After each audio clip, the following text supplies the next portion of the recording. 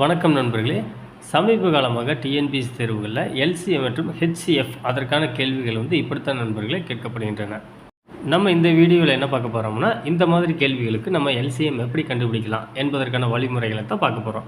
ஏற்கனவே நண்பர்களே HCF of polynomials, அதாவது பல்லுறுப்புக்கோவைகளின் ஹெச்சிஎஃப் மீபேவா எப்படி கண்டுபிடிக்கிறதுன்னு ஏற்கனவே வீடியோ வெளியிடப்பட்டிருக்கிறது. அதற்கான லிங்க் டிஸ்கிரிப்ஷனில் மற்றும் கார்டில் இடம்பெற்றிருக்கிறது, நீங்கள் பார்த்துக்கலாம். நண்பர்களே, இந்த மாதிரி கேள்விகளுக்கு விடை எழுப்புது நீங்கள் கஷ்டம்னு நினைக்க வேண்டாம். இது ரொம்ப ஈஸி தான். நீங்கள் இந்த வீடியோவை முழுசாக பார்த்து முடிக்கும்போது இப்படிப்பட்ட கேள்விகள் எப்படி கேட்கப்பட்டாலும் நீங்கள் ஈஸியாக பதிலளிச்சிடலாம். ஆப்டிடியூட் அண்ட் மென்டல் அபிலிட்டிக்கு டிஎன்பிஎஸ்சி வெளியிட்ட புதிய பாடத்திட்டம் இப்படி தான் நண்பர்கள் இருக்கிறது. இது உங்களுக்கு தெரியும்.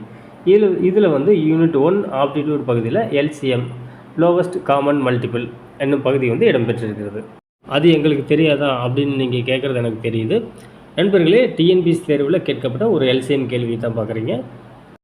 இது அதே தேர்வில் கேட்கப்பட்ட மற்றொரு எல்சிஎம் கேள்வி. இப்போ நம்ம இந்த மாதிரி கேள்விகளுக்கு எல்சிஎம் எப்படி கண்டுபிடிக்கலாம் அப்படிங்கிறத பார்க்கலாம் வாங்க. நண்பர்களே, இந்த மாதிரி பல்லுறுப்புக்கோவைகளுக்கு எப்படி எல்சிஎம் கண்டுபிடிக்கலாம் அப்படிங்கிறது தியரட்டிக்கலாக 10th மேக்ஸ் புக்கில் கொடுத்துருக்காங்க. இதை படித்தாலே நம்ம பல்லுறுப்புக்கோவைகளுக்கு எப்படி எல்சிஎம் கண்டுபிடிக்கலாம் அப்படிங்கிற ஐடியா நமக்கு கிடச்சிடும். நம்ம ஒரு முறை படிச்சுக்குவோம்.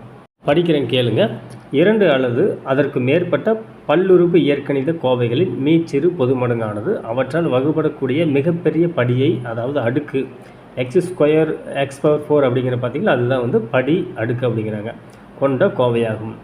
எக்ஸாமில் கேள்வி எப்படி கேட்பாங்கன்னா, கேள்வியில் 2 பல்லுறுப்பு கோவைகள் கொடுப்பாங்க அல்லது 2க்கு மேற்பட்ட பல்லுறுப்பு கோவைகள் கொடுப்பாங்க. நீங்கள் தம்ப்நெயிலில் பார்த்துருப்பீங்க, அது மாதிரி தான். இப்போ ஒரு எக்ஸாம்பிள் பார்ப்போம். படிக்கிறேன் கேளுங்க.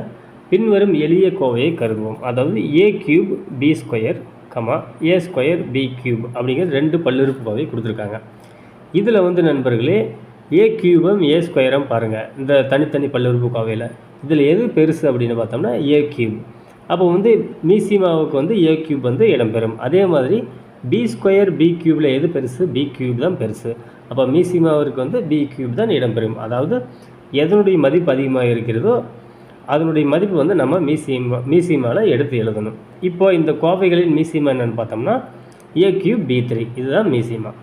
இப்போ நம்ம பார்த்தது நண்பர்களே சிம்பிளாக எப்படி மீசிமா கண்டுபிடிக்கிறது அப்படிங்கிறத பார்த்தோம். அடுத்ததான் ஒரு பல்லுறுப்பு கோவையை நீங்கள் தம்ப்நெயிலில் பார்த்துருப்பீங்கள்ல, அது மாதிரி கொடுத்துட்டாங்கன்னா காரணி முறையில், அதாவது அதை காரணிகளாக பிரித்து அதை எப்படி மீசிமா பார்க்கலாம் அப்படிங்கிறத கீழே கொடுத்துருக்காங்க பாருங்கள். நான் படிக்கிற ஃபஸ்ட் பாயிண்ட்டு, முதலில் ஒவ்வொரு கோவையையும் அதன் காரணிகளாக பிரிக்கவும். அதாவது x² + x + 1 அப்படின்னு கொடுத்துட்டாங்கன்னா நம்ம அதனுடைய காரணிகளை பிரித்து எழுதணும்.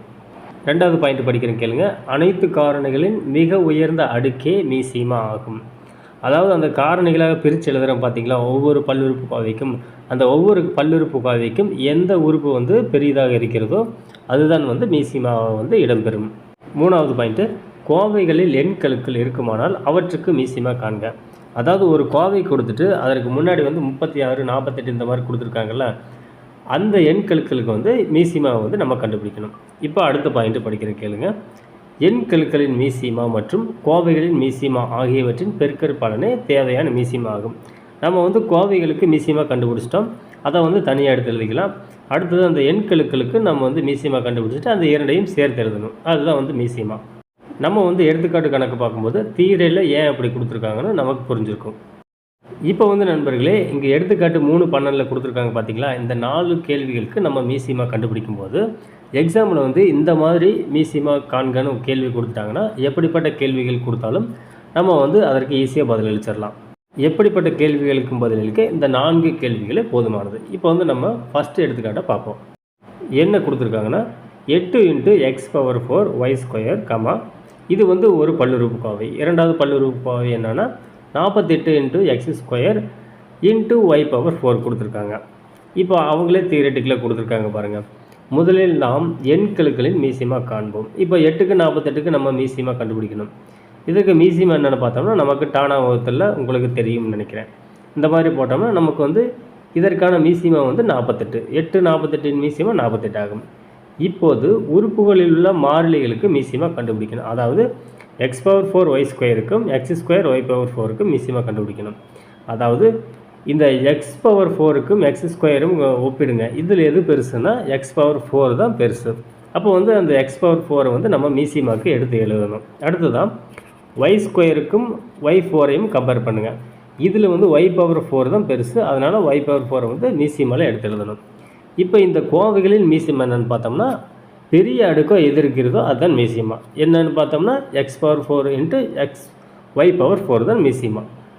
இப்போ நம்ம இந்த கோவைகளின் மீசிமாவை பார்த்துட்டோம். இப்போ இந்த கேள்வியோட பதில் என்னென்னு பார்த்தோம்னா தியரட்டிக்கலாக படிக்கிறேன் கேளுங்க. எண்கெழுக்களின் மீசிமா மற்றும் மாறிலிகளின் மீசிமா ஆகியவற்றின் பெருக்கல் பலன் கொடுக்கப்பட்ட கோவைகளின் மீசிமா ஆகும். எனவே மீசிமா என்னென்னு பார்த்தோம்னா 48 into X power 4 Y power 4. இந்த கேள்வி உங்களுக்கு புரிஞ்சிருக்கும்னு நினைக்கிறேன் நண்பர்களே. நீங்கள் வந்து எக்ஸாமில் இந்த மாதிரி எப்படிப்பட்ட கேள்விகள் கேட்டாலும் நீங்கள் பதிலளிக்க முடியும் என்று நான் நம்புகிறேன். இப்போ வந்து நம்ம இரண்டாவது கேள்வியை பார்ப்போம். இரண்டாவது எடுத்துக்காட்டை பாருங்கள் நண்பர்களே. இதில் எந்தெந்த பல்லுறுப்புக்கோவை கொடுத்துருக்காங்கன்னா 5x - 10 அப்படிங்கிறது ஒரு பல்லுறுப்புக்கோவை, 5x² - 20 அப்படிங்கிறது ஒரு பல்லுறுப்புக்கோவை. இந்த 5x - 10 பாருங்கள், இந்த 5ம் 10ம் வந்து 5ஆல் வகுப்படும். அதனால் 5 பொதுவாக நம்ம வெளியில் எடுத்துகிட்டு நம்ம இன்ட்டு உள்ள ப்ராக்கெட்டுக்குள்ளே x - 2ன்னு எழுதிக்கலாம். சரிங்களா? அப்படி எழுதுனா இது வந்து ஈக்குவலாக வந்துடும். இப்போ அடுத்த பல்லுறுப்புக்கோவை கவனிங்க.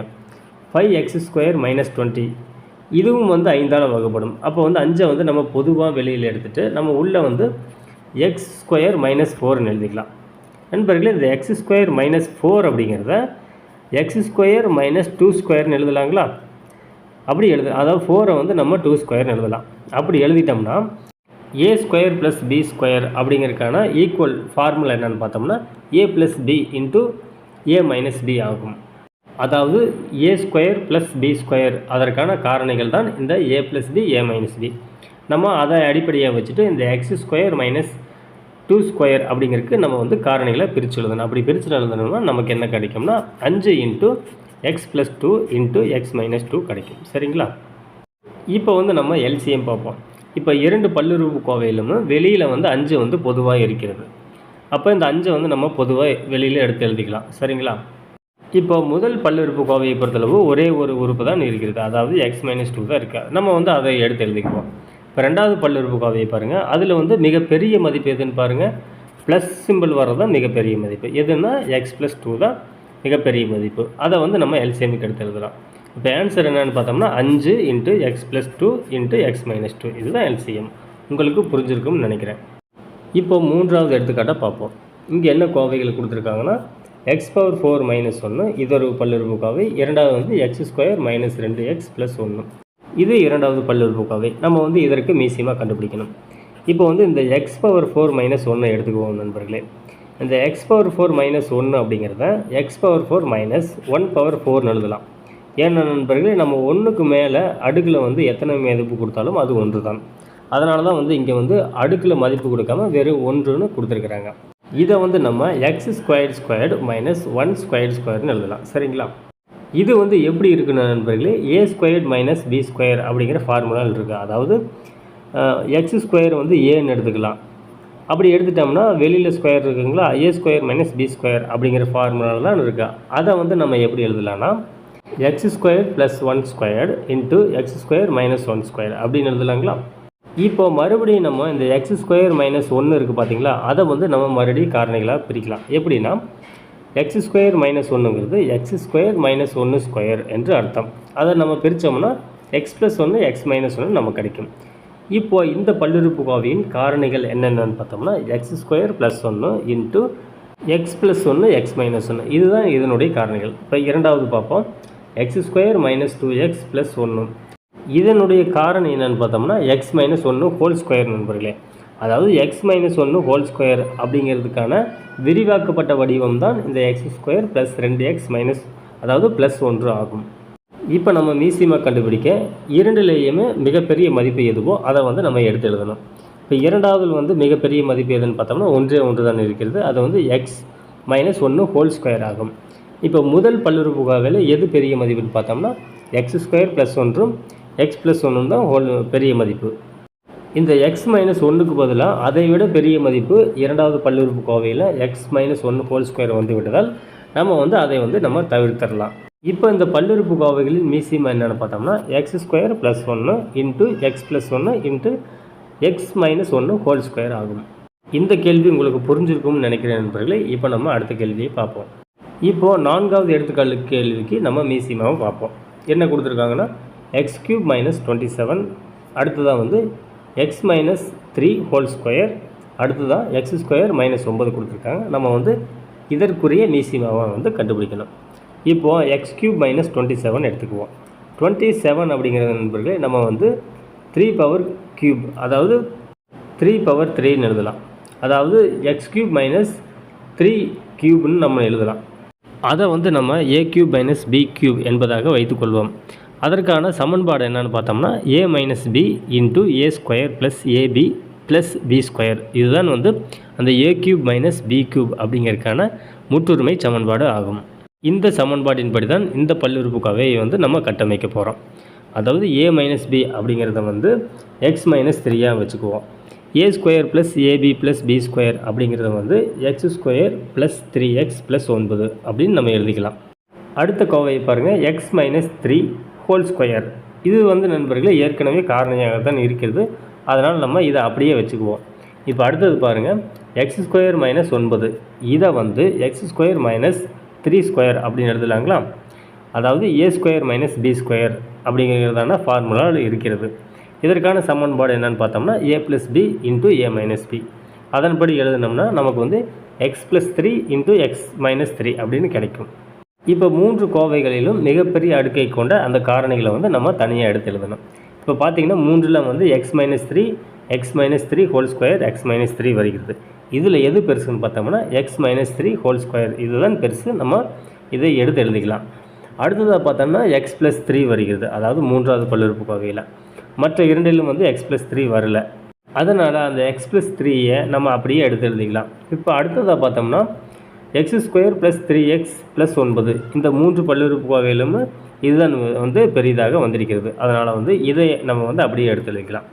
இப்போ இந்த 3 பல்லுறுப்புக்கோவைகளின் மீசிமா என்னென்னு பார்த்தோம்னா இந்த மிகப்பெரிய அடுக்கை கொண்ட இந்த காரணிகளாகும். எது எதுன்னா x - 3 whole square × x + 3 × x² + 3x + 9 இதுதான் இவைகளின் மீசிமா ஆகும்.